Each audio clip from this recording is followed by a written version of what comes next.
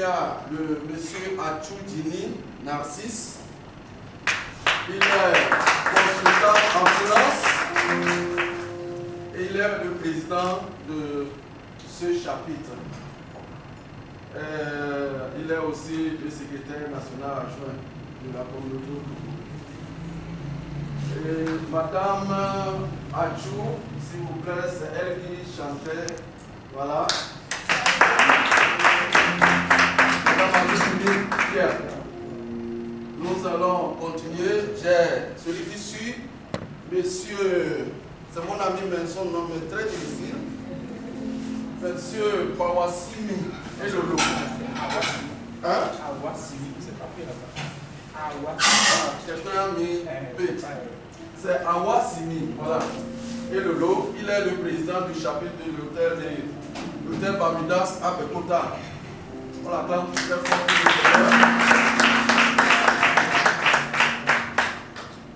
Celui qui suit, je ne vais pas le présenter pour le moment. Je vais le présenter au moment opportun. Mais je vais vous présenter quelques membres du chapitre. Vous avez Madame Nousoupoué qui vient de prier pour nous. Qu'elle lève sa main qu'on dit la grâce du Seigneur. Il y a qui encore qui est au fond. Il y a Madame Mondo qui est là-bas.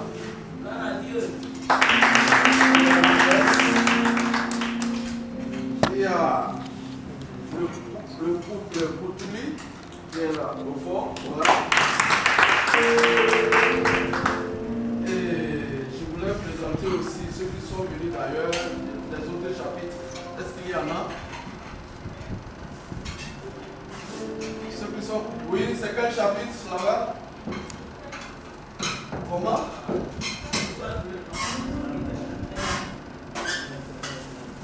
Ok. Et on l'acclame très fort. Est-ce qu'il y a autre chapitre qui est venu pour nous soutenir? Ok. Ici, nous sommes une association de chrétiens laïcs venant de toutes les dénominations pour se comprendre quand même. Est-ce qu'il y a les catholiques dans la salle? Ouais. Les évangélistes de tous bords sont là. Presbytériens. Deep Life, ils sont là.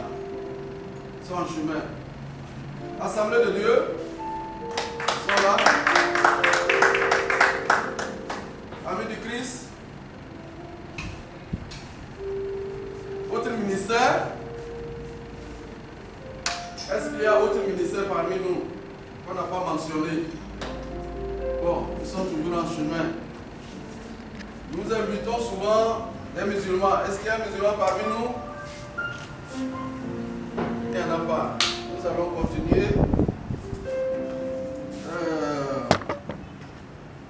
L'hôtel n'a qu'à servir. Nous sommes venus pour un repas, sinon deux. Le physique et le spirituel. Le physique a déjà commencé au moment où nous sommes rentrés ici. On a commencé par le goûter déjà, par la grâce de Dieu et sa bonté. Et maintenant nous allons goûter au repas physique. Il faut que l'hôtel accélère un peu sous une fine musique de maestro.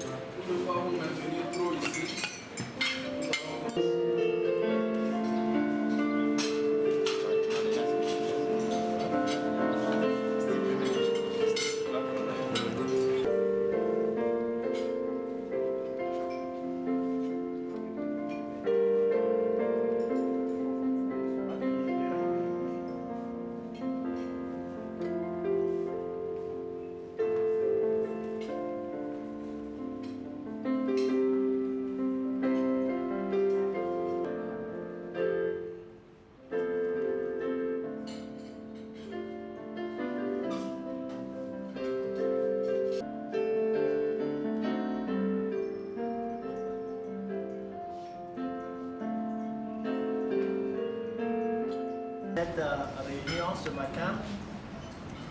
J'espère que ma voix apportera suffisamment pour que vous puissiez entendre ce que j'ai à vous dire au sujet de la communauté internationale des hommes d'affaires du plein d'évangile.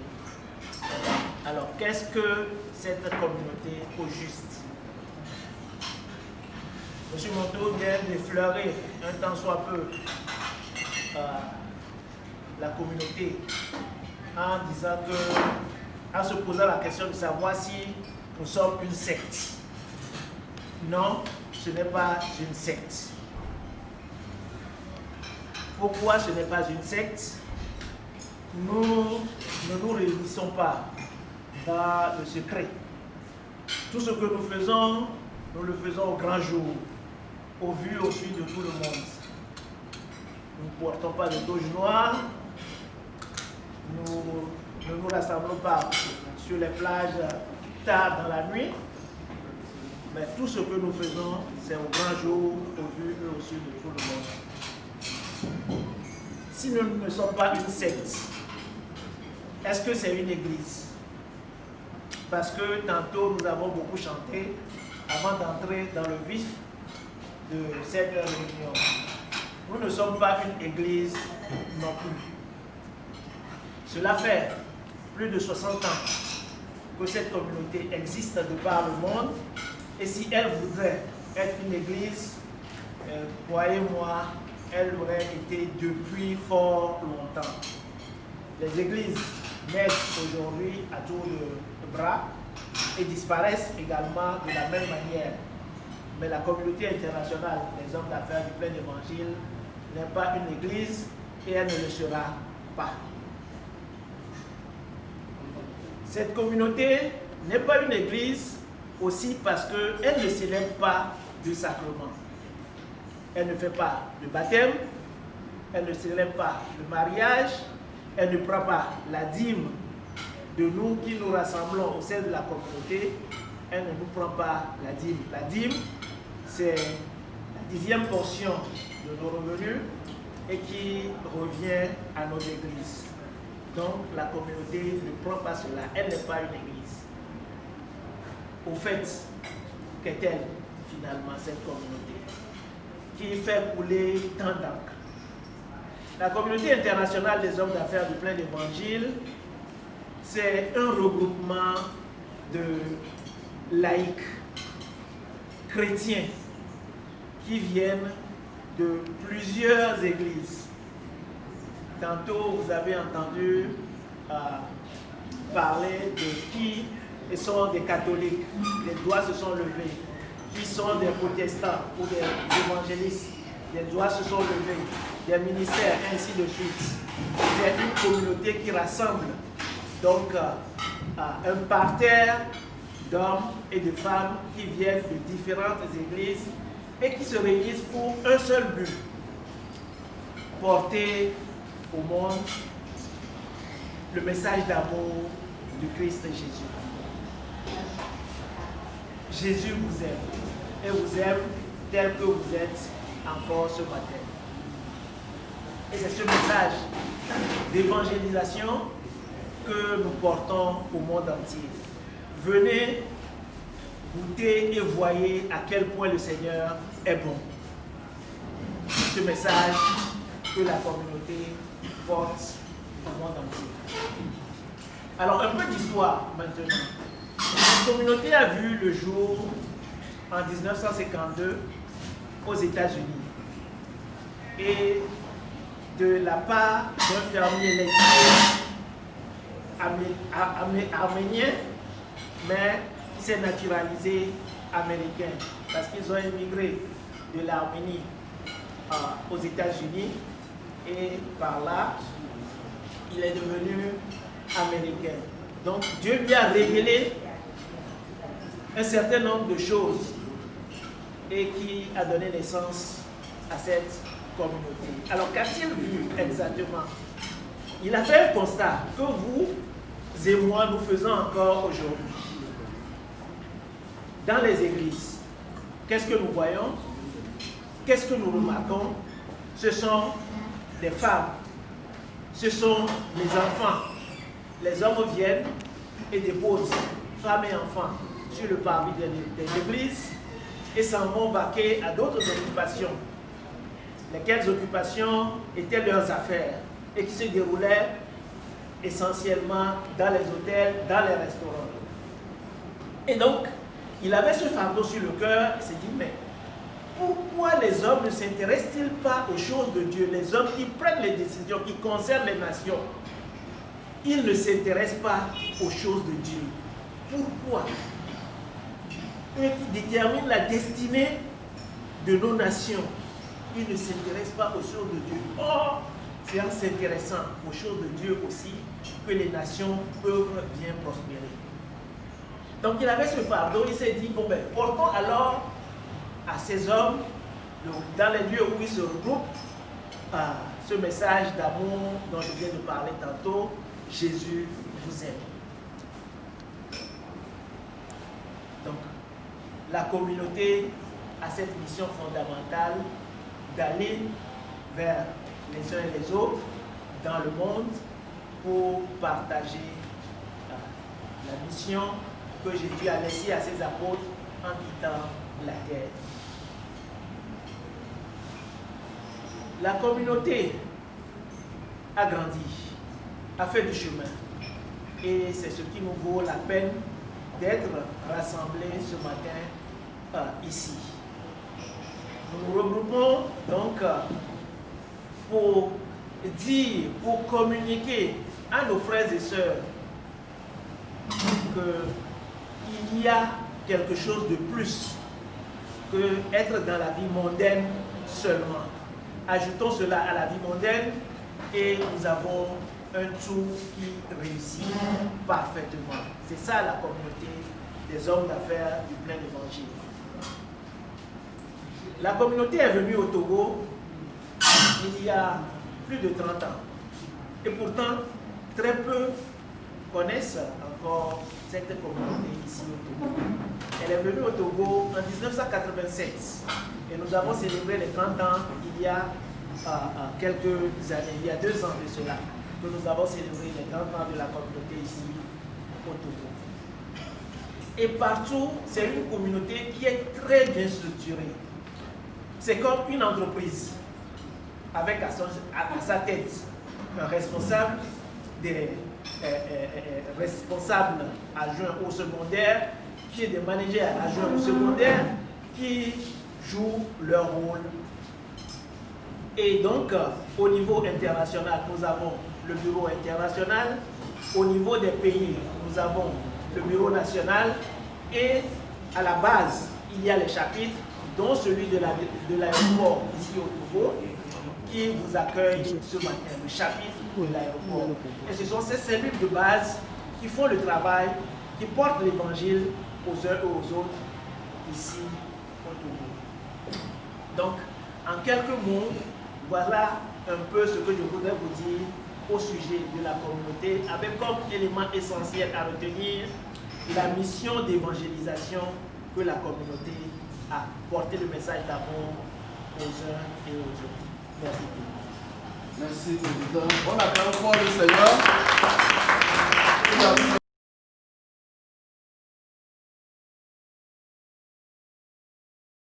Le Christ, ceux qui décident, comme nous, à confier leur vie au Seigneur Jésus. 100%, pas à moitié.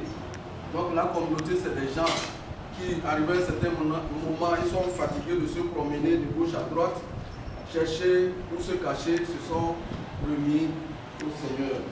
Et ils ne sont jamais déçus. Donc ici, nous avons les 4 choses que Dieu veut que vous sachiez, les 4 choses que Dieu veut que vous fassiez. Il faut savoir faire. Et puis les 4 choses que Dieu veut que vous possédiez. Il y a beaucoup de choses qu'un chrétien doit posséder sur cette terre. La revue Voix, c'est notre vecteur de propagation. À la communauté, on est témoin, on ne prêche pas. On enseigne et on témoigne surtout. La parole de Dieu dit, ils l'ont vaincu par les témoignages et par le sang de l'agneau. Donc ici, il y a beaucoup de témoignages. C'est une revue qui a vu le jour depuis la naissance de la communauté et ça se perpétue. Nous avons beaucoup de bouquins que nous n'avons pas amenés ce matin. Et si vous êtes avec nous, on a plein de bouquins d'enseignement de base pour être formé en tant qu'un chrétien complet et pour ajouter aussi ce que vous recevez dans vos églises. Nous allons continuer donc notre réunion. Ceux qui viennent d'arriver, soyez les bienvenus. Bon, nous, comme je l'ai dit tantôt, ici on ne prêche pas. Nous témoignons, nous disons ce que le Seigneur a fait pour nous. Et c'est au cours de ces repas que nous le faisons. C'est les endroits bien indiqués. Nous sommes dans les hôtels, dans les restaurants. Ce n'est pas nous que nous sommes plus riches que d'autres, mais pour que ça n'ait pas la connotation d'une église. Parce qu'il y a beaucoup d'églises qui se sont réunies, c'est pourquoi nous sommes là. Donc je vais inviter mon frère Awasimi, cette fois-ci je le prononce très bien, Awasimi Elelo, qui va nous dire en 5 minutes ce que le Seigneur a fait pour lui.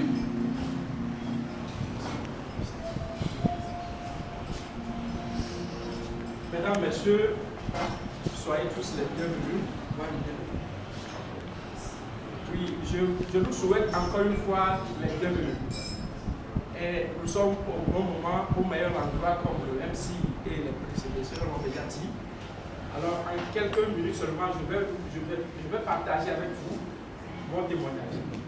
Tout d'abord, mon nom c'est Elolo, aussi en l'état civil. Je suis marié, père d'une fille par la grâce de Dieu. Et comme activité, je suis distributeur des produits de bercerie que j'importe et aussi à la fois conducteur d'engins lourds, notamment la chargeuse dans les chantiers. Et le Seigneur m'a fait grâce particulière de m'ajouter à la liste des auteurs écrivains. Et moi particulièrement, cette grâce, elle est orientée vers l'éducation. Bon, je vous dis ceci. J'ai toujours dit, il y a 2 jours très importants dans la vie de tout un chacun de nous, à devoir célébrer comme nous avons toujours l'habitude de célébrer seulement nos happy birthday, nos anniversaires. En dehors de l'anniversaire de naissance, il y a un autre jour, celui dont nous avons bien le jour auquel nous avons découvert la raison pour laquelle nous sommes faits ou bien nous sommes nés.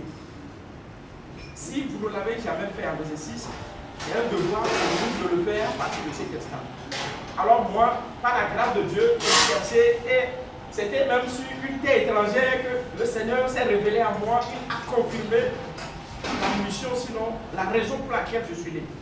Alors quand vous le découvrez, vous saurez vraiment converger tous vos efforts et toute votre énergie, tout votre vécu dans ce sens. C'est ça que retrace tout notre livre qui est intitulé « Les hommes les plus heureux sur la terre ». Les happiest people on earth. Les hommes les plus heureux sur terre, ce sont ceux-là qui savent vraiment et qui exercent la raison pour laquelle ils sont nés. J'ai 3 grands mots. 3 mots qui vont être la base même de mon témoignage. Le premier, je l'ai déjà dit, l'identité. Le jour où nous découvrons la raison pour laquelle nous sommes nés. Le second, la vision. Comme vu, F-V-U-E. La vision comme ça, c'est. Et le troisième, c'est l'amour. Je commence par la vision. Mes parents sont nés, ou bien je suis né des parents chrétiens, mais ça ne m'a pas fait de moi un enfant de Dieu. En évoluant, j'ai fait le département des enfants, j'étais avec les enfants, on nous a tous enseigné la parole de Dieu, mais c'est sur le banc, lorsqu'on était encore à l'Institut biblique, on l'appelle dans les assemblées de Dieu, CRBL, très jeune, que vraiment le Seigneur s'est révélé à moi. Je l'ai rencontré et vraiment il a changé ma vie. Maintenant, un jour, j'étais en train de servir Bon, dans mon cursus scolaire, arrivé en première, il est arrivé un moment où je comptais sur mon papa et mon papa est décédé. Maintenant, je ne pouvais plus continuer parce que les problèmes pour la scolarisation, là, c'est lui qui devait vraiment me prendre en charge. Donc, du coup, je me suis dit, à l'église, je sais que au moins, je peux arriver, parler avec celui qui me dirigeait au département des enfants, et puis je vais lui proposer cela. Comme ça, il va me trouver une boutique où je vais essayer juste de faire mon manœuvrage. Et à la fin, l'année prochaine, je vais reprendre les études. Et je vous dis, le Seigneur est plus que puissant et il est vraiment merveilleux. Moi, je pensais que c'est pour aller faire manœuvrage.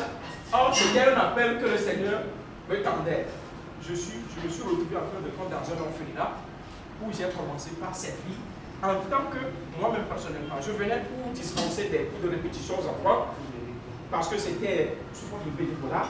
Mais le gars m'a dit, ah, mais gars, est-ce que je te proposais pour être le surveillant de ce orphelinat? Est-ce que tu vas accepter? J'ai dit, pourquoi pas?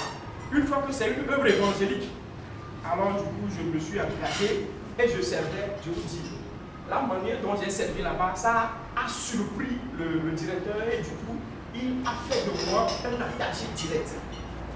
On servait les enfants avec un cœur vraiment très plein d'amour. Je ne savais pas que c'est le Seigneur qui me préparait pour une mission future qui sera plus grande que celle-ci. Alors, du coup, un jour, on est en train de prier. Après avoir prié ensemble, j'ai constaté que je ne pouvais plus ouvrir les yeux. J'ai eu une attaque. Je suis devenu comment? Aveugle d'un seul coup. Si vous n'avez jamais fait l'expérience qu'a vécu Bartimée pendant des années, alors quand on vous parle d'un homme aveugle, vous ne pouvez jamais le comprendre. Je l'ai vécu. En quelques secondes, j'ai été frappé par la cécité, une attaque. Et quand je l'ai en parlé, je suis allé l'uriner. Bon, quand je l'ai dit, il pensait que je blaguais parce que je blague beaucoup. Et puis du coup, il m'a demandé d'aller l'uriner. Je suis allé l'uriner en tâtonnant et puis on m'a aidé. Quand je revenais, il me dit, ah mais là tu dois, je dis non, tu ne joues pas. Et la technique de Yehoaï, quand nous crions à l'Éternel, parce que c'est lui le seul refuge, notre seul refuge, c'est lui qui est le Dieu qui connaît tout sur nous. Nous avons prié, et je vous dis, mes yeux sont ouverts et je suis en train de voir avec mes propres yeux ce qu'on appelle voir. Gloire à Dieu. Depuis ce jour, c'était en 2006, depuis ce jour jusqu'à aujourd'hui, je suis en train de voir. Vous me voyez, je vous vois très bien. Quand vous n'avez pas vos yeux pour voir, vraiment, vous allez manquer beaucoup de choses. Parce que la seule vision, elle vient de qui? De l'Éternel Dieu. Et la vision dont nous voulons parler, c'est voir l'auteur de la vie, celui qui nous a donné la vie. Un autre jour, c'était au début de cette année, j'ai constaté que sur ma couche, j'ai fait un rêve. Quand je me suis... Dans le rêve, le Seigneur me disait, j'ai perdu mon téléphone portable. Vous connaissez, dans l'Android d'aujourd'hui, il y a beaucoup de choses, des applications, beaucoup de choses qu'on fait avec le téléphone. Au réveil, des fois, nous sommes tentés même de toucher à notre téléphone avant même de faire toute votre activité. Je vous dis, le téléphone, je l'ai mis dans ma poche ici, et du coup, le téléphone est tombé dans le puits. C'est dans le rêve. Je m'étais vraiment lamenté, je me lamentais, je me disais, à quoi? J'ai cherché dans le quartier un garçon qui pouvait aller dans le puits pour me chercher ce téléphone. Parce que vous savez, ce qui a encore été l'objet de ma tristesse, c'est que récemment, j'ai reçu le contact de quelques sommités qui doivent vraiment être une autre opportunité pour moi. Je devais me rendre dans d'autres pays pour pouvoir faire le service du Seigneur, mais c'est vraiment une grande grâce, un honneur. Dans ce téléphone, ce contact est perdu, je n'ai même pas eu le soin de le compter quelque part. Alors tout ça là englobé était vraiment un sujet de lamentation pour moi. Et je vous dis, au réveil, quand j'ai constaté, bon, toujours dans le rêve, et j'ai demandé à un garçon de le sortir, il a sorti le téléphone pour moi, et c'était le jour qui est revenu. Et maintenant au réveil, je me pose la question, Seigneur, quel était le vrai sens de cette pleure bien de ce rêve que j'ai eu. Seigneur, explique-moi, je ne comprenais pas. Vous savez la réponse que le Seigneur m'a donnée? Est-ce que vous savez la réponse que le Seigneur m'a donnée? Le Seigneur m'a posé une autre question. Hello, sois ici. Maintenant, si je te posais la question, quelle est la chose la plus merveilleuse, la plus importante pour ta vie, à l'instant T, que me répondras-tu? Alors là, que lui-même, il m'a aidé à trouver la bonne réponse. Et je dis, ce n'est ni ma femme, ni mon enfant, ni mon entreprise, ni tout ce que je peux faire, mais c'est ton amour. L'amour de Dieu est plus grand et plus important que toute autre chose pour la vie de tout être humain. Qui dit le contraire? Y a-t-il quelqu'un qui va dire le contraire? Il nous a aimés, c'est pourquoi il a envoyé quelqu'un du nom de Jésus-Christ, son Fils unique, et il a donné sa vie en rançon pour que toi et moi, au lieu de la mort, on ait la vie. Alors, si on pouvait se faire cet exercice, je vais vous demander un exercice. On rentre à la maison, on prend un bout de papier, on va lister 10 choses. Parmi les 10, vous allez choisir 5. Si on vous dit, ah, le Seigneur Jésus est à la porte, alors essayez seulement de choisir de ces 10 choses-là 5. Après, on vous donne encore en 3 minutes qui va arriver, et puis on vous dit de choisir parmi les 5 là, 3 autres qui sont plus importantes. Après, le Seigneur Jésus est à la porte, en 1 minute il vient, et puis il dit, choisis une chose de ces 3, laquelle vous allez choisir. Moi, pour ma part, je vous l'ai déjà fait comprendre, je choisirai l'amour de Dieu. Il nous a tant aimés. Il nous connaît plus que nous-mêmes.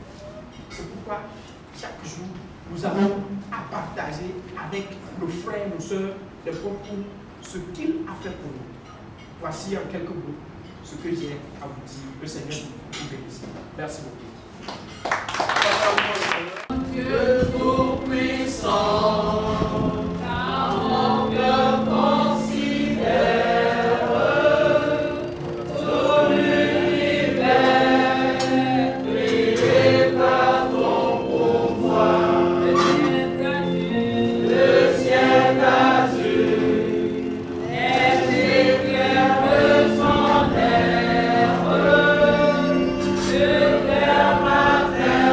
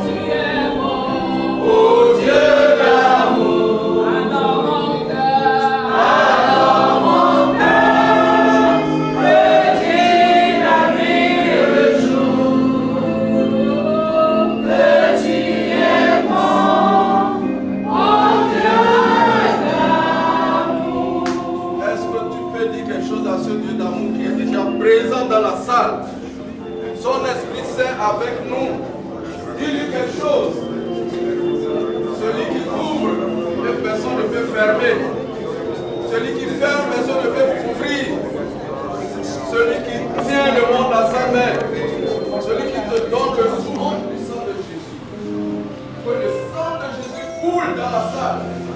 Au nom puissant de Jésus, sois béni. Sois béni.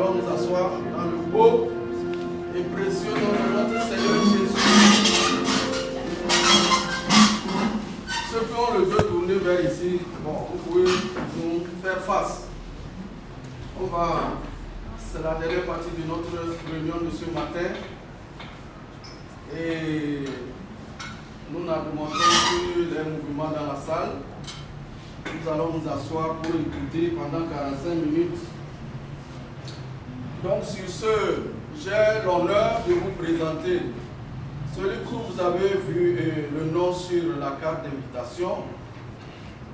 Aujourd'hui, nous sommes doublement, sinon triplement bénis. Je vais vous dire pourquoi. Donc j'ai l'honneur de vous présenter monsieur le docteur Chepi Kounetron.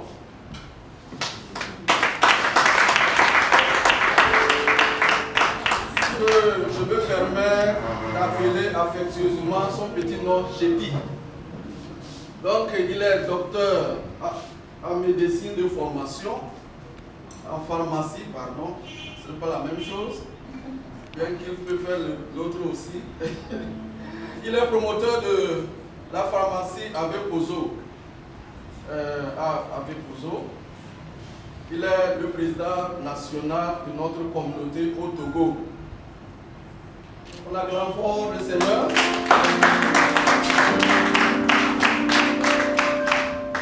Donc c'est le canal.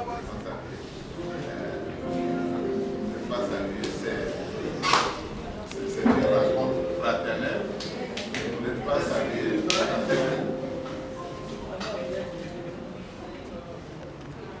Voilà. C'est un réel plaisir pour moi de partager ce moment fraternel avec vous. Et c'est un moment de partage, c'est un moment où nous disons ce que Dieu a fait dans notre vie. Dieu a fait beaucoup de choses dans nos vies. Et le temps est court, mais nous irons à l'essentiel. Dieu va utiliser ce témoignage pour mettre fin à une situation dans ta vie aujourd'hui. Amen. Ouais. Pour mettre fin. Et cette situation même déjà a peur. Amen. Elle a peur parce que c'est aujourd'hui son dernier jour. Amen. Son dernier jour, c'est aujourd'hui. Je voudrais dire tout simplement que moi je suis docteur Chepi, comme il a dit, je suis pharmacien. Je suis là ce matin avec mon épouse, on fait ce travail ensemble. Et c'est une grâce de Dieu d'avoir une épouse à ses côtés. Parfois on pense que c'est évident, mais ce n'est pas toujours évident qu'une femme te suive. Parce que les hommes sont là. Ce n'est pas toujours évident qu'une femme te suive. Si une femme te suit, c'est la grâce de Dieu. Okay? pas un droit, ce n'est pas un mérite non plus. C'est la grâce de Dieu que si tu es un homme, que une femme te suive. Et je voudrais le dire d'entrée de Dieu pour tous les hommes qui sont venus ici à ce petit déjeuner de partage. Aimez-les, encouragez-les et tolérez-vous de leurs manquements. Beaucoup de gens autour de moi ne vivaient pas ce qui était écrit.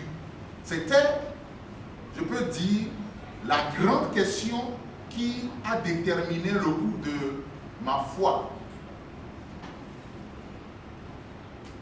Je lisais les Écritures, mais je m'en rendais compte que qu'on ne vit pas ce qu'on lit. Et donc, ça veut dire que peut-être, soit ce qu'on a écrit est faux, ou bien c'est vrai, mais ceux qui prennent cette parole, c'est eux qui sont faux. Deux situations. Soit ce qui est écrit est faux, ce n'est pas possible de vivre ça, ou bien ceux qui prennent ça, c'est eux qui sont faux. Et par la grâce de Dieu, je suis allé au collège protestant de Lomé, et nous avions la chance là-bas d'avoir un encadrement religieux, un encadrement chrétien. Ça paraît banal, mais c'était quand même déterminant parce que le fait d'être confronté à la parole de Dieu chaque jour, Dieu peut l'utiliser, peut changer ta vie. Et je me souviens aussi que le pasteur qui nous faisait les cours d'études bibliques avait dit qu'il est impossible aux hommes de plaire à Dieu, de faire ce que Dieu veut. Et qu'il y a un pont, un grand fossé entre Dieu et les hommes. Et que c'est seulement par une personne appelée Jésus qui est ce pont-là qu'on peut aller à Dieu.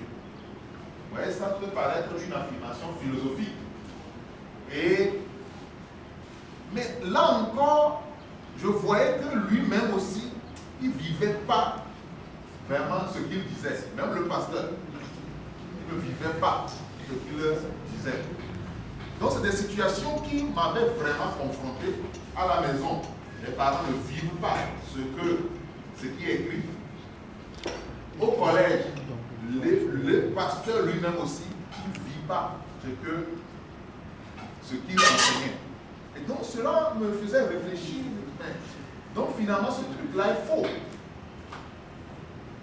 Je suis arrivé en classe de seconde, j'ai rencontré quelques amis qui, ma foi, étaient différents de nous. Je précise en passant que je n'étais pas un garçon particulièrement mauvais, comme on dit, entre guillemets, selon le vu du monde. J'étais bien éduqué, j'étudiais normalement, je réussissais aussi normalement à l'école. Et comme je n'arrivais pas moi aussi à vivre ce qui était écrit dans la parole, je dis, mais quand est-ce qu'on va trouver une solution à ça? J'avais un ami, et mon ami là et moi, on s'est dit que maintenant, nous allons prendre l'engagement qu'on ne va plus pécher, on ne va plus dire de mauvais, on ne va plus rien faire de mauvais. Mais bizarrement, chaque fois qu'on prenait l'engagement, on retombait toujours dans nos devoirs. Et je me souviens que cet ami-là, il était nettement plus méchant que moi. il était très méchant. Et je me souviens même que son papa l'avait chassé de la maison parce qu'il essayait de courtiser la femme de son papa. C'était un scandale comme ça. Il a quitté la maison. C'était un jeune homme qui n'était pas très gentil. Eh bien, la vie a pris son cours. Mais je vous ai dit tout à l'heure que j'avais des amis. J'ai rencontré certains amis au lycée qui étaient différents. J'ai eu à scruter leur vie. Ils étaient 3, 2 garçons, 2 filles et 1 garçon. J'ai eu à scruter les deux 4 secondes. Mais là, j'ai remarqué que ce qu'il disait était conforme à ce qu'il prêchait. C'est pour la première fois que je rencontre des gens qui vivent ce qu'ils disent. Et en ce moment-là, j'ai commencé par dire, ah, peut-être qu'eux, ils ont rencontré un secret. Peut-être qu'ils ont rencontré quelque chose qui fait que, ah, ils sont comme ça. Vous savez que ça ne vous étonne pas. Quand on est chrétien, les gens nous regardent. Les gens nous regardent. Avec le recul, je peux le dire, parce qu'on regardait vraiment ces amis-là. Et comment ils faisaient leur choix en classe, quand on s'amusait, mais comment eux ils font les différentes conneries qu'on faisait, comment eux se comportaient. Eux, ils étaient corrects. Et donc, un jour, il y a un qui m'a parlé de Jésus. Il m'a dit que non, que c'est Jésus qui a transformé sa vie. Mais, auparavant, il y avait un autre garçon dans notre quartier qui m'avait parlé aussi de Jésus. Mais là encore, comme je le connaissais avant qu'il ne parle de Jésus, je connaissais sa vie. Je savais que c'était un mauvais garçon. C'était un mauvais garçon. Mais après, sa vie a changé. Et j'avais les preuves. Ce n'est pas qu'on m'a dit. J'avais les preuves. J'ai vu sa vie. Ce qui a changé. Et donc je me dis, ah, donc ça veut dire que ceux qui ne pratiquaient ou bien n'arrivaient pas à vivre ce qui était écrit, peut-être c'est dû à eux. Ou bien ils n'avaient pas trouvé la chose. Ils ont dit et qui sont vrais. Donc j'ai continué par chercher. Je continuais par compter. J'étais quelqu'un qui comptait beaucoup sur moi-même. Je croyais qu'on pouvait plaire à Dieu par ses propres efforts. J'essayais d'être correct, mais je vivais surtout dans la culpabilité parce que j'échouais dans tous les engagements spirituels que je prenais. Tous les engagements que je prenais dans ma chambre, parce que c'est tellement culpabilisant d'être quelqu'un qui lit la Bible, mais qui ne fait pas ce que la Bible dit. Il vaut mieux ne pas, si tu ne lis pas, je lisais beaucoup, mais je ne vivais pas ce qui est écrit. Donc ça me culpabilisait. À ce moment même, des pensées bizarres me venaient. J'ai cherché et malheureusement au début je suis tombé dans un truc de secte. Les scientifiques chrétiens. J'écoutais des émissions quand mes parents dormaient, j'écoutais une radio là, j'ai capté leur émission, c'était sur Radio Boston dans le temps. Et j'écoutais le gourou ça s'appelait Marie Becker ou Marie Baker. Elle faisait des enseignements. Et j'essayais de lire ces livres parce que je cherchais. Et eux, en parenthèse, les scientifiques chrétiens, c'est des gens qui ont réussi à théoriser la vie chrétienne d'une certaine manière. Et c'est très séduisant. C'est très intellectuel. Si tu fais ceci, tu as ceci, etc. J'en passe. Mais là encore, je n'ai pas pu régler mon problème. Si je veux vivre quelque chose qui est écrit, je n'arriverai pas à vivre. Chaque fois quand je viens pour vivre ça, je tombe toujours. C'est un peu comme si je me suis mis dans un ring avec quelqu'un qui est nettement plus fort que moi. Je me lève, je fais comme ça. Quand il vient, il donne un coup sur ma tête, je tombe. Mais je reviens toujours. Je dis, je vais me boxer avec toi. Je me présente, il me boxe toujours. Et cette vie était devenue une vie ennuyeuse et triste. Mais gloire soit rendue à Dieu. Il se lève, il se laisse quand même trouver par ceux qui le cherchent. Dieu se laisse trouver par ceux qui le cherchent. Si tu le cherches, il va se laisser trouver. Il va se laisser trouver. En 1994, j'ai eu la grâce de passer mes vacances au Ghana. Et ma mère m'avait amené chez un homme qui était pasteur, maintenant il est monté à son âme. Mais bizarrement, ce temple aussi m'a dit la même chose que mes amis me disaient au lycée. Que pour pouvoir vivre ce qui est écrit dans la parole de Dieu, il faut accepter un monsieur qui s'appelle Jésus. Et c'est lui qui fait ça, c'est pas toi. Tu ne peux pas le faire par toi-même. Il m'avait dit la même chose. Bon, en ce moment, nous, on se considérait déjà comme chrétiens. Il dit, mais comment est-ce que je vais encore accepter Jésus? C'est quoi ça? C'était quand même difficile. Et ma maman est partie, elle m'a laissé là-bas. Et un jour, j'étais dans ma chambre, là-bas. J'étais tellement fatigué de faire cette lutte-là. En ce moment, on avait toujours peur de rentrer dans une secte. Les gens qui prient beaucoup là, les gens qui prient et qui pleurent et qui font ça nous ennuie. Moi, ça me fatigue. Mais ces gens-là, est-ce que c'est pas un truc, si tu rentres dans ça là, tu vas devenir fou? Parce qu'on nous avait déjà dit dans le passé qu'il y a des gens qui deviennent fous quand ils rentrent dans des trucs comme ça. Et donc, je me méfiais tellement. Mais ce soir-là, je peux dire aujourd'hui que Dieu m'a rencontré. Je peux dire que Dieu m'a rencontré. Parce que je me disais que si c'est lui qui est le vrai Dieu dont parlent mes amis là, il n'a qu'à se révéler à moi. Il n'a qu'à me dire quelque chose parce que je suis fatigué et j'étais à genoux dans ma petite chambre, la tête sur le lit, et la voix me fit entendre d'accepter ce que l'oncle disait et que je ferais ce qui va se passer. Et donc, c'est juste parce que je voulais essayer, bien aimé, ce que mon oncle m'avait dit, que j'ai dit, ok, on va aller, je vais voir ce qu'il va faire. Et il me disait que non, que je dois confesser mes péchés. Confesser mes péchés. Quel péché? Péché comme qui? Bon, on fait quand même des petites erreurs, des petites fautes. On fait des choses. Ben, on n'était pas plus mauvais que quelqu'un. Hein? On n'était pas plus mauvais. On n'était pas plus mauvais que quelqu'un. Puisque je sentais quand même que j'étais bien éduqué et tout. Mais il y a quelque chose qui s'est passé. Et aussi, je peux dire que c'est le Saint-Esprit qui fait ça.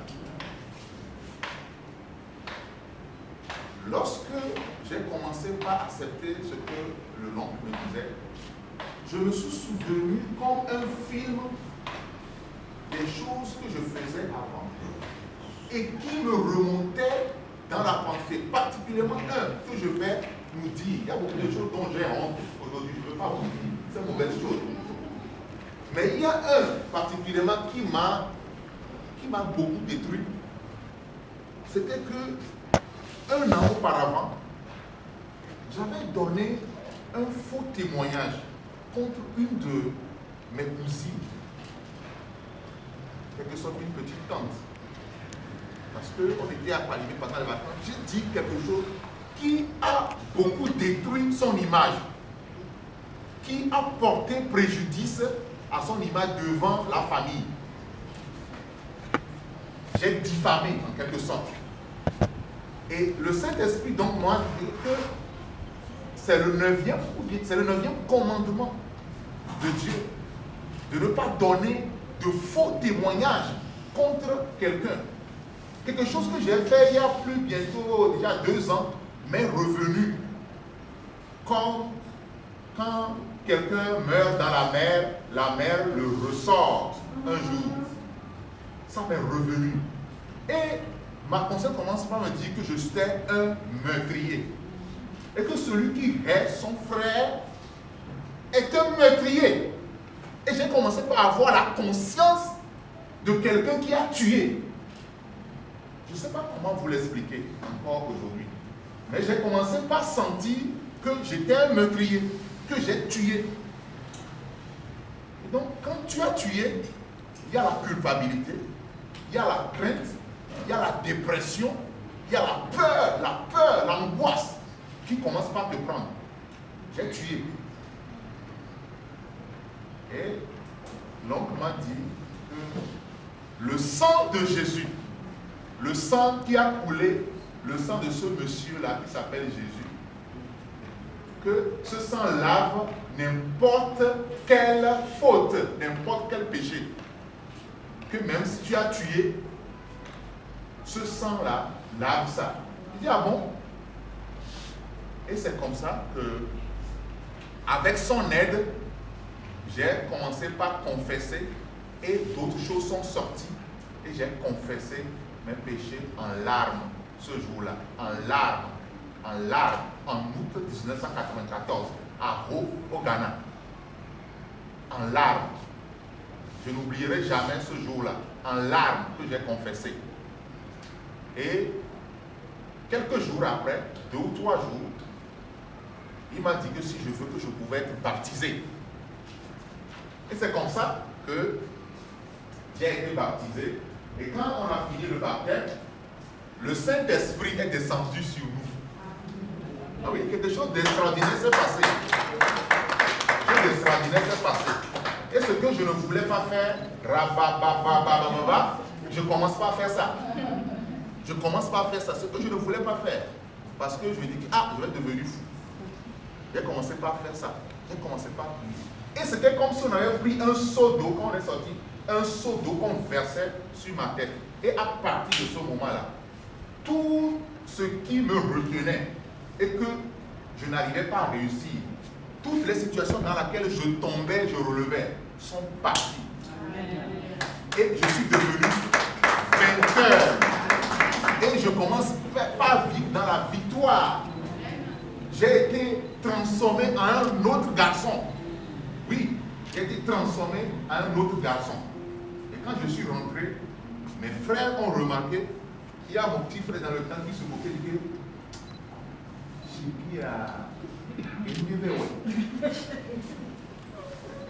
Mon petit frère, il a l'habitude de blaguer beaucoup. Et mes parents aussi ont remarqué, mais ils ont vu que c'était positif. Je réussissais mieux. C'est à partir de ce moment que j'ai commencé par être parmi les meilleurs de ma classe, alors qu'avant j'étais très moyen. Et Dieu m'a fait grâce. J'ai eu le bac. Mais avant le bac, je ne sais pas ce qui s'est passé, mais j'étais tombé malade. Et j'ai fait 3 mois à la maison. 3 mois à la maison. J'avais un mot de tête bizarre à la maison. Eh bien, en ce moment-là, mes anciennes peurs étaient revenues. La chose me disait, tu vois, tu vas devenir fou maintenant. Tu vois, ce que je te disais avant là, tu as commencé par parler cette langue bizarre, tu vas devenir fou. Et j'étais oppressé. Les parents ont tout fait. Ils voulaient m'amener ici, voir tel. Je refusais. Et c'est en ce moment que j'ai découvert aussi le secret de beaucoup de gens. Il y a une de mes grandes qui est venue me dire, tu vois ce oncle-là, qui est prêtre là, si ce n'est pas nous qui l'avons blindé là, il serait mort. Si tu vois tel tonton qui dit, vous allez à l'église, vous ne voulez pas aller pour qu'on vous travaille. Si ce n'est pas qu'on l'avait amené ici là, le problème qu'il avait eu tant là, il serait mort. Et les parents ont commencé par me dire ces choses-là. Ils disent, reste là-bas, toi-même tu dis que tu... Mais je rends grâce à Dieu en ce moment. Mon père a été très vigilant et il a refusé qu'on m'oblige. Il avait refusé qu'on m'oblige que s'il ne veut pas aller, laissez-le. Et par la grâce de Dieu, au travers des soins, au travers de la prière, j'ai pu retrouver ma santé petit à petit. Mais cette année, je n'ai pas pu réussir le bac. Mais 1 an plus tard, j'ai réussi et très brillamment, ce qui m'a permis d'aller faire les études à l'étranger. Et je peux dire que c'est comme ça que j'ai rencontré la personne qu'on appelle Jésus. C'est comme ça que je l'ai rencontré. Et il est fidèle. Et il est bon. Il est lent à la colère, riche en bonté, plein de grâce. Il peut te sortir de toute situation qui t'oppresse. Il peut te sortir de tout lien de péché, de toute situation dans laquelle tu ne réussissais pas avant. Il peut te sortir. Il est très puissant. Je suis allé à l'université. Je n'ai pas eu de problème particulier à l'université. Mais j'ai servi le Seigneur. Je me suis engagé dans les groupes publics universitaires et j'ai été même le président là-bas pendant quelques années. Je me souviens qu'on parcourait les chambres à l'université, on partageait les traités, on témoignait de Jésus et en ce moment, les collègues de la fac m'appelaient djihadiste. En ce moment, ce terme n'était pas courant. C'était seulement chez les musulmans. Donc, c'est quelqu'un, djihadiste, c'est quelqu'un qui fait la guerre sainte. Donc, quand tu prêches et quand tu annonces qu'on t'appelle djihadiste, tu dis que tu fais du prosélytisme. Mais ce n'est pas ce qu'on faisait, on annonçait le Christ. Et Dieu a fait de grandes choses au travers de nous. Je vais vous donner 2 ou 3 situations avant à l'université, ce qui s'est passé, qui m'a touché. J'avais un groupe d'études bibliques dans ma chambre d'étudiants. Et il y avait des étudiants qui venaient pour l'étude, pour le partage. Et un jour, j'ai vu comment est-ce que l'évangile de Jésus-Christ a séparé 2 amis. Un était à la faculté de médecine, un était à la faculté des sciences. Ils venaient avec d'autres personnes. Et un jour, celui qui est à la fac des sciences a accepté Jésus. Mais l'autre, son ami, ils sont 2 amis inséparables. L'autre l'a refusé. Et quelques mois plus tard, leur relation, c'était comme ça. Et plus tard, quand on a fini les études, eux, ils étaient derrière nous. Leur vie a pris des coups différents, a pris des tournures plutôt différentes. Leur vie. Celui qui a accepté Jésus, il a pu terminer son master, il est rentré ici à Lomé, il a trouvé un très bon travail, il s'est marié et il m'appelle chaque fois parrain. Celui-là qui n'avait pas accepté Jésus, je ne sais pas qu'est-ce qui lui est arrivé, mais il n'a jamais pu valider ses études cliniques en médecine pour pouvoir être autorisé à présenter la thèse. Il y avait eu beaucoup de blocages dans sa vie, tellement de blocages, je ne sais pas pourquoi. Je ne dis pas que si tu n'acceptes pas Jésus, tu ne peux pas avoir un doctorat, hein, je ne dis pas ça. Mais quand même, j'ai vu une situation. Autre situation que je peux encore dire. Nous avions eu un collègue qui reprenait pour la 4e fois la classe de 3e année. Il échouait. Elle échouait, c'était une fille. Elle échouait. Et on était en train de prier. Et un soir, je priais dans la nuit. Vers 4 heures du matin, le Saint-Esprit me dit que d'arrêter de prier, que cette année, elle va avoir la victoire. Ah, j'ai dit à mes amis, effectivement, lorsqu'on est allé, nous avons vu que son nom était sorti. Dieu est intervenu dans la délibération. Il avait eu 10,00. Quelqu'un qui échouait toutes les fois. Dieu, c'est pour te dire que Dieu peut te donner ce que tu ne mérites pas. Dieu peut te faire grâce, il peut te donner ce que tu ne mérites pas. Et ne compte pas seulement sur tes efforts. Dieu peut te faire ce que tu ne mérites pas. Dieu peut te donner une position que tu ne mérites pas. Dieu peut te donner un mari que tu ne mérites pas, une femme que tu ne mérites pas, un travail que tu ne mérites pas. On peut dire que toi, tu ne peux pas avoir ceci, mais Dieu va te le donner. Parce qu'il est bon, il est merveilleux, il est compatissant. Le Saint-Esprit nous révèle toujours des choses. J'ai eu beaucoup d'expériences, des moments où Dieu m'a révélé des épreuves et autres, j'en passe. J'ai fini les études, je suis rentré à Lomé. Je n'ai pas eu de problème de travail. J'ai travaillé très rapidement. Et je travaillais quand j'ai entendu un concours d'un laboratoire pharmaceutique. Et on cherchait en fait un formateur de zone, un représentant médical.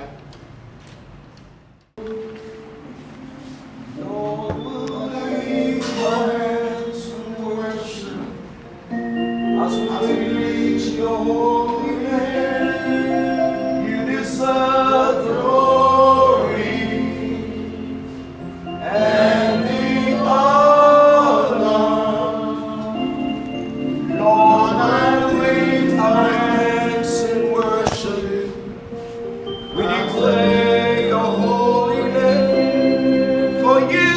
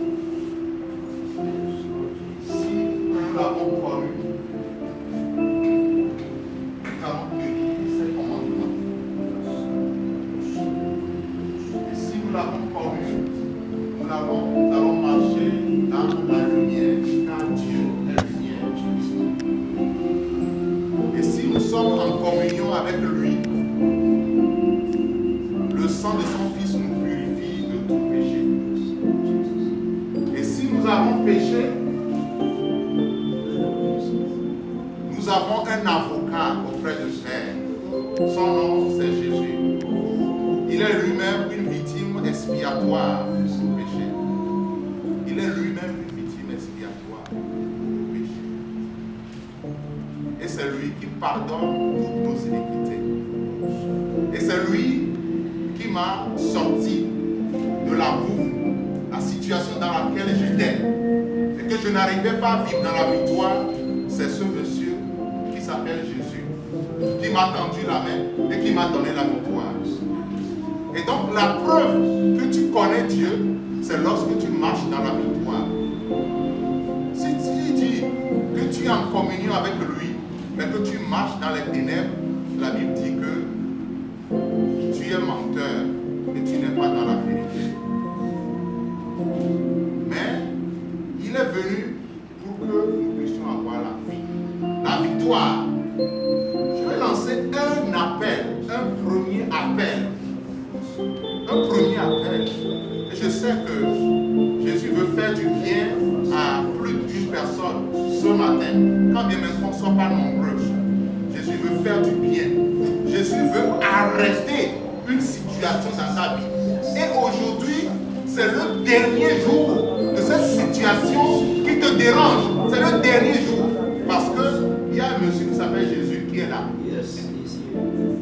Si tu es là ce matin et que tu as traversé des situations pareilles que moi et tu veux avoir la victoire, et que tu veux être content de toi-même, tu veux être content de toi-même. Peut-être personne ne sait ce que tu vis, ce que tu fais, mais au fond de toi, tu n'es pas content de la vie que tu mènes. Tu n'es pas content. Tu n'es pas satisfait. Tu veux bien faire, mais tu n'as pas la force et le pouvoir. Je te dis qu'il y a quelqu'un qui peut te donner le pouvoir de marcher dans la victoire. Si tu es là et tu veux dire, oh, mon frère, aide-moi. Je te prie tout simplement de lever ton petit doigt. Alors que nous avons la tête baissée. Tu lèves ton petit doigt tout simplement. Et on va t'aider pour t'introduire dans une autre vie. La vie de victoire. La vie de victoire. La vie de victoire.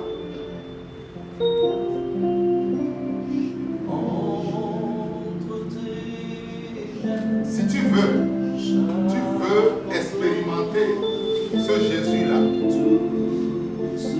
Oui. Oui. Oui. Tu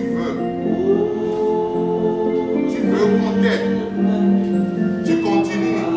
Il y a des rêves, des situations qui te poursuivent. Tu as des rêves, tu as des troubles. Et tu te demandes où est-ce que je peux trouver une solution. J'aimerais te dire ce matin qu'il y a quelqu'un qui peut le faire. Et nous pouvons t'aider. Nous pouvons t'aider.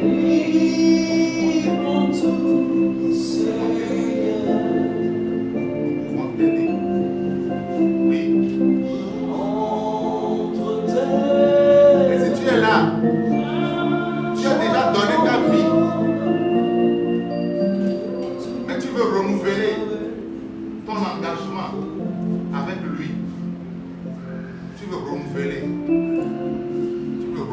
un engagement avec le Seigneur. Tu veux renouveler un engagement. Oui, je vois. Tu veux renouveler cet engagement avec le Seigneur.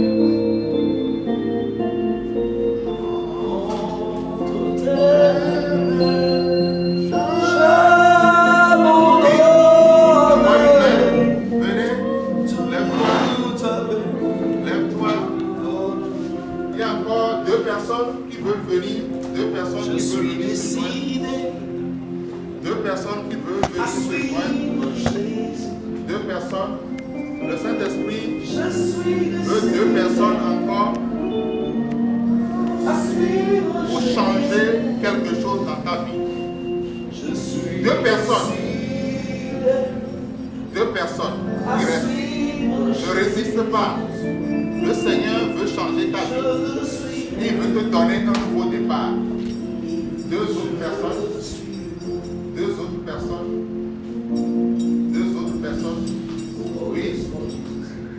Oui.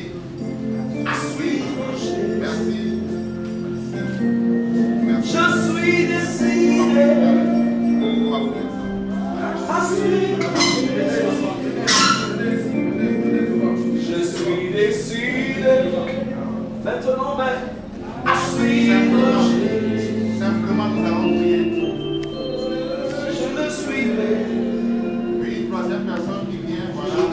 Allah, alléluia, gloire à Dieu. Je suis décidé à suivre Jésus. C'est simple ce que nous allons faire. C'est simple ce que nous allons faire. Le Seigneur Jésus nous aime. Et là où nous avons échoué dans le passé, il va nous donner la victoire maintenant.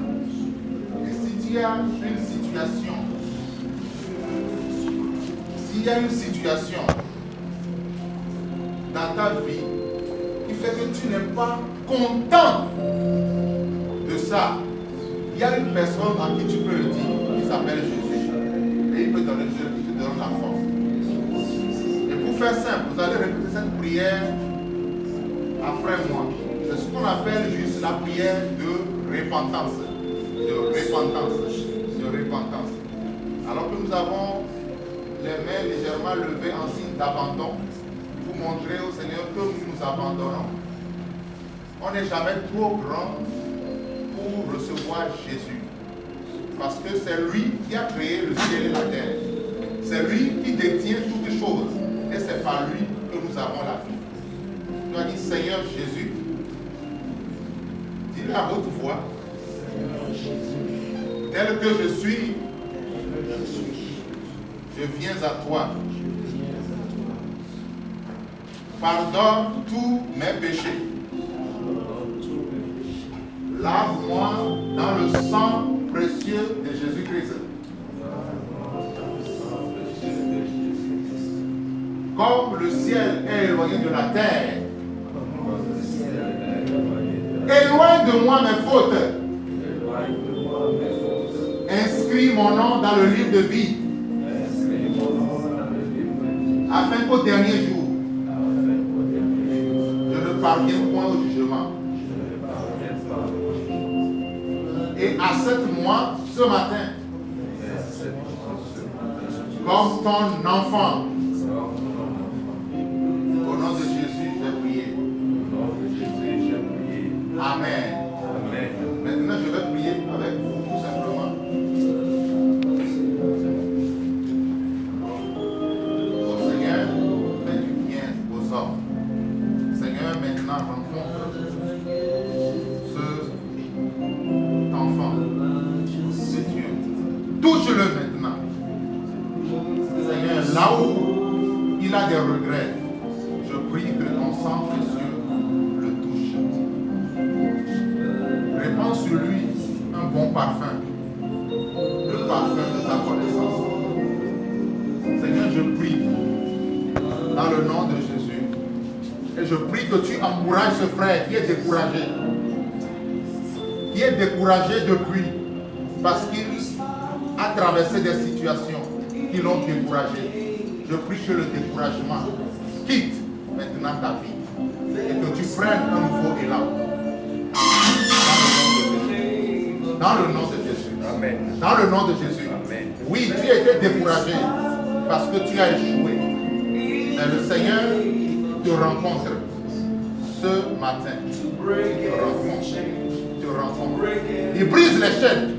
Il brise les chaînes. Le sang de Jésus coule pour toi maintenant.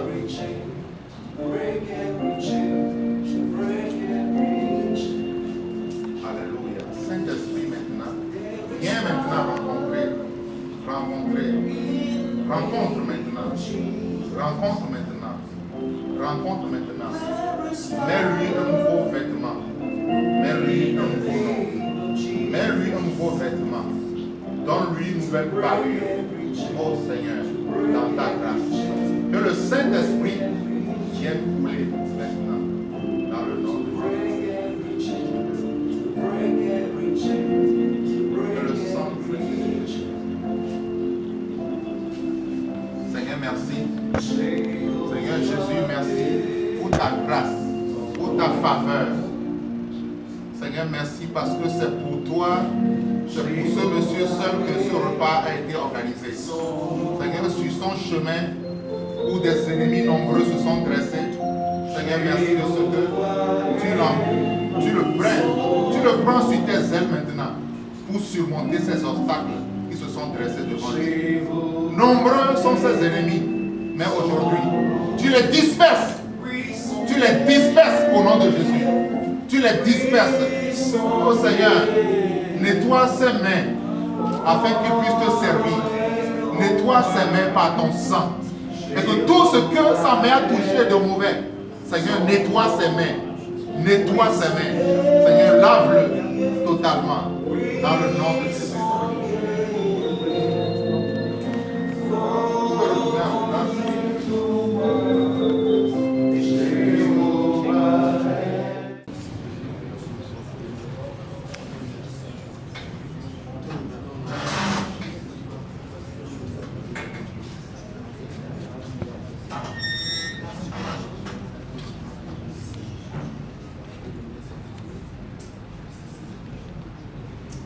Adorable Père, nous te remettons le couple par lequel tu nous as parlé ce matin. Nous te remettons la charge que tu leur as donnée pour prendre les devants de cette communauté sur le plan national comme international pour nous représenter.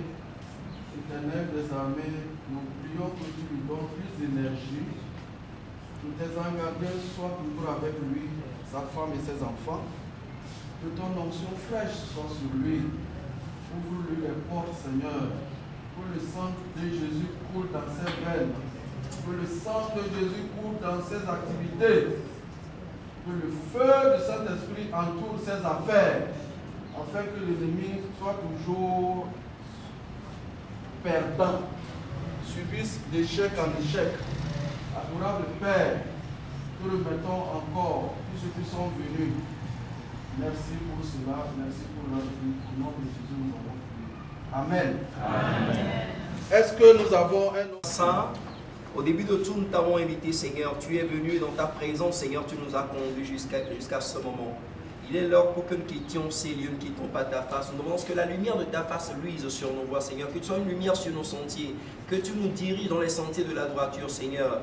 Que tu fasses en sorte que, Seigneur, tout ce à quoi nos cœurs aspirent, Seigneur, nous puissions les voir et des choses palpables dans nos vies, Seigneur. Donne-nous, Seigneur, d'aller et de faire de toutes les nations tes disciples, comme tu nous l'as recommandé. Conduis tout un chacun de nous dans nos demeures respectives et fais reposer sur nous, Seigneur, ta main, ta droite puissante, au nom puissant de Jésus. Béni sois-tu, ô Père, au nom de Christ, notre Seigneur et Sauveur, nous avons prié reçu. Amen. Amen.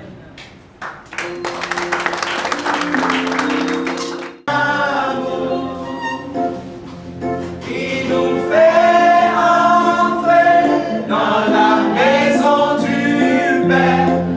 Sa bannière sur nous, c'est l'amour, l'amour, l'amour,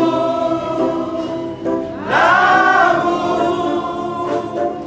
Sa bannière sur nous, c'est l'amour.